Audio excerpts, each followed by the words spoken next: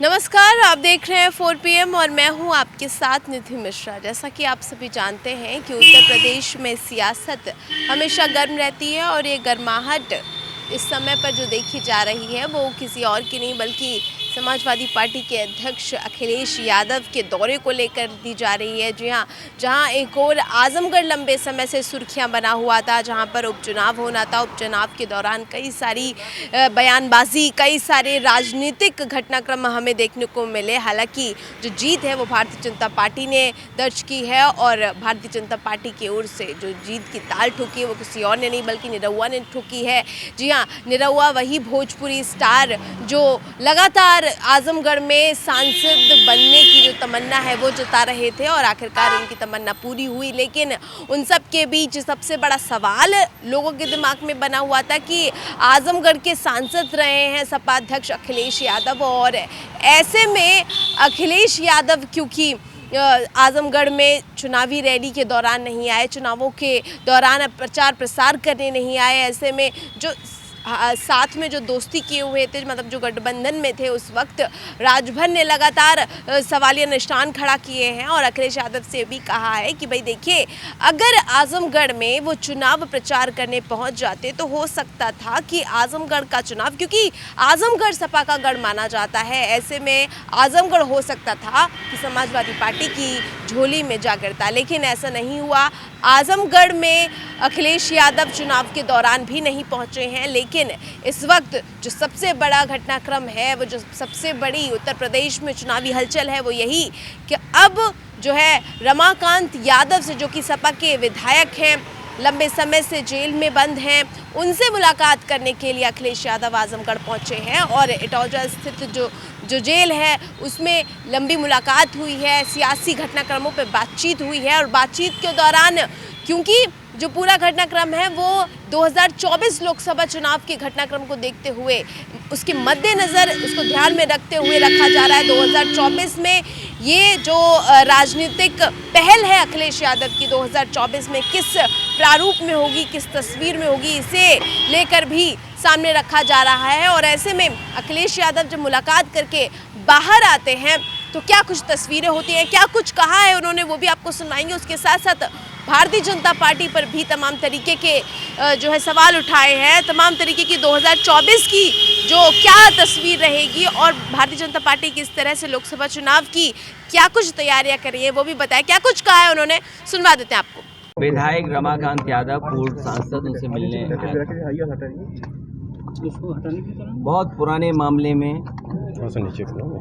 20 साल से ज़्यादा हो चुका है। इतने पुराने मामले में जानबूझ करके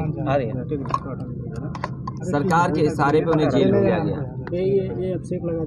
और लगातार उनके ऊपर झूठे मुकदमे सरकार के इशारे पे लगाए जा रहे हैं और सरकार ये चाहती है कि वो जेल से ना निकलें। देश में जो दिखाई दे रहा है, पता नहीं भारतीय जनता पार्टी क्यों 2024 की अभी से तैयारी कर रही है।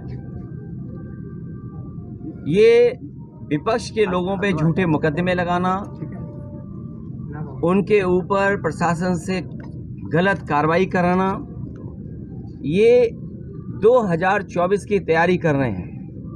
क्योंकि जो मुद्दे हैं ये बेरोजगारी का जवाब नहीं देना चाहते। महंगाई क्यों लगातार बढ़ती चली जा रही है उसका जवाब नहीं है इनके पास। इसीलिए जानबूझ करके जनता का ध्यान हटाने के लिए और विपक्ष को उनके नेता आवाज न उठाएं, चिन्हित कर करके झूठे मुकदमे लगा करके उन्हें जेल भेजा जा रहा है। चाहे यहाँ पर आपके आजमगढ़ में हो या रामपुर में। आजम खान साहब, उन पे भी झूठे मुकदमे लगे, रमाकांत यादव झूठे मुकदमे लगे। केवल 2 नेता नहीं, और भी प्रदेश में तमाम नेता हैं जिनके ऊपर झूठे मुकदमे लगा करके सरकार ने जेल भेज। विधायक रमाकांत यादव पूर्व सांसद उनसे मिलने आए। बहुत पुराने मामले में 20 साल से ज़्यादा हो चुका है। इतने पुराने मामले में जानबूझ करके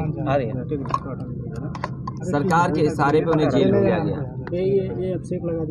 और लगातार चिकू तो कहाँ के लिए उनके ऊपर झूठे मुकदमे सरकार के इशारे पे लगाए जा रहे हैं और सरकार ये चाहती है कि वो जेल से ना निकलें।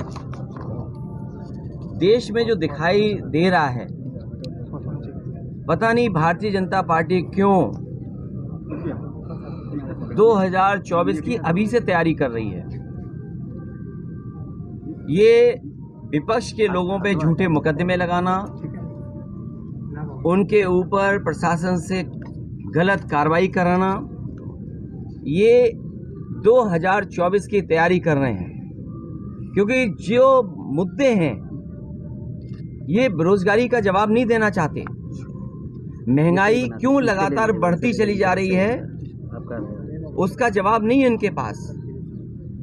इसीलिए जानबूझ करके जनता का ध्यान हटाने के लिए और विपक्ष को उनके नेता आवाज न उठाएं, चिन्हित कर करके झूठे मुकदमे लगा करके उन्हें जेल भेजा जा रहा है। चाहे यहाँ पर आपके आजमगढ़ में हो या रामपुर में। आजम खान साहब, उन पे भी झूठे मुकदमे लगे, रमाकांत यादव झूठे मुकदमे लगे।